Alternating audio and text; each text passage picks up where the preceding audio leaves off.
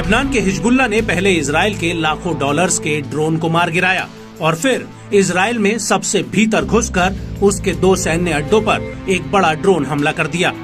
Hezbollah के ये वो हमले हैं जिससे इजरायली सेना को अभी तक का सबसे बड़ा झटका लगा है। हिजबुल्लाह ने अभी तक इजराइल के लाखों डॉलर्स के 5 ड्रोन्स को मार गिराया है। इसके अलावा उसने उत्तरी इजराइल बॉर्डर पर बनी इजरायली सेना की तमाम चौकियों और जासूसी उपकरणों को मिट्टी में मिला दिया है।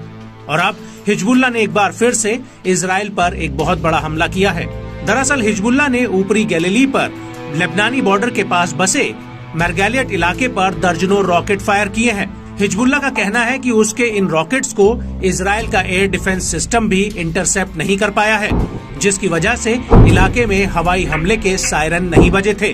वहीं दूसरी तरफ इजरायली सेना ने इस हमले को लेकर अपना आधिकारिक बयान जारी किया है। आईडीएफ का कहना है कि कम से कम 10 रॉकेट्स को लेबनान बॉर्डर पार करते हुए चिन्हित किया गया है।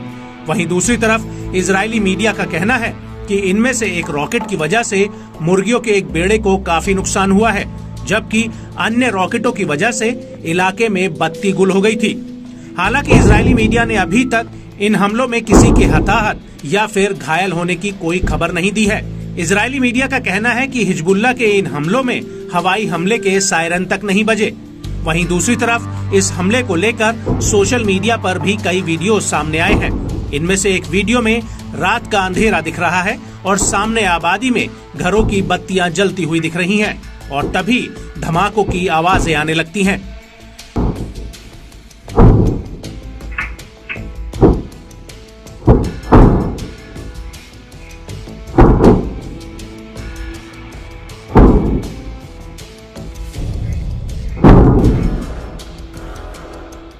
एक ऐसे ही दूसरे वीडियो में एक मकान दिख रहा है जो हमले में क्षतिग्रस्त हुआ है।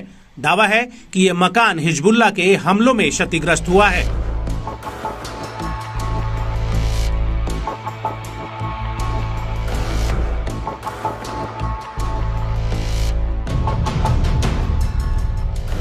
आपको बता दें कि हिजबुल्लाह ने जिस इलाके में हमला किया है वो किरियत शमोना के बेहद ही करीब है और किरियत शमोना पर हिजबुल्लाह पहले भी कई ड्रोन और रॉकेट हमले कर चुका है।